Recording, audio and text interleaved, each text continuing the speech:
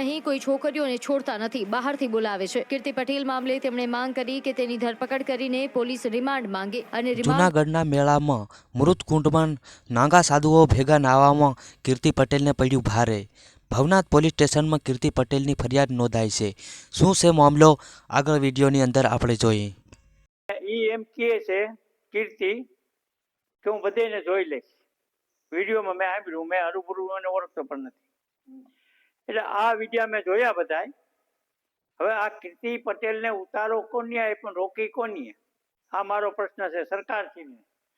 જુનાગઢ જિલ્લા કલેક્ટર એસપીને મેં રજૂઆત કરેલી છે આ બાબતમાં કે હું ફરિયાદી બનું છું. જુનાગઢના સાધુ આગળ ન આવે કંઈ નહીં, ક્યાંય પણ ગુજરાત પણ હું આગળ આવીશ તો પછી મહાત્મા હું કીર્તિને છોડીશ નહીં. એટલે કીર્તિના નામનો મેં ગુનો લખાવ્યો છે અને એ મારે એસપી અને કલેક્ટર બધે વાત થઈ ગઈ છે, એની તપાસ ચાલુ છે. હવે આજકાલ ગાડી પકડવા જાય જ્યાં અહીં છે ત્યાં. અત્યારે એ હજી ભવનાથમાં મળી નથી.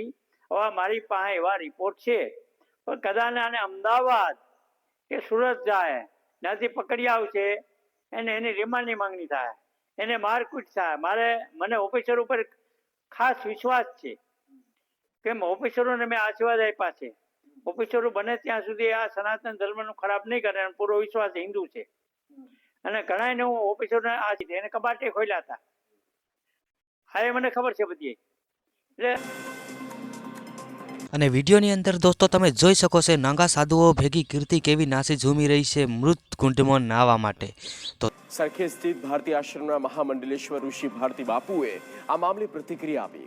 ઋષિ ભારતી બાપુએ કહ્યું કે મૃગી કુંડમાં કોણ સ્નાન કરી શકે તે બાબતે ચોક્કસ નિયમ કે બંધારણ નથી. ઋષિ બાપુનું કહેવું એમ છે કે આ કુંડની અંદર કોણ નાહી શકે અને કોણ નહીં નાહી શકે. સનાતન ધર્મવાળા જ નાહી શકે, આમ આદમી નહીં નાહી શકે એવું પણ નથી કીધું. સાધુઓ ભેગા નાતે રંગે હાથ કીર્તિ પટેલને પોલીસવાળાએ પકડી હતી અને બહાર ખસેડીને કાઢે છે. તો દોસ્તો તમે વિડીયોની અંદર જોઈ શકો છો કીર્તિ પટેલને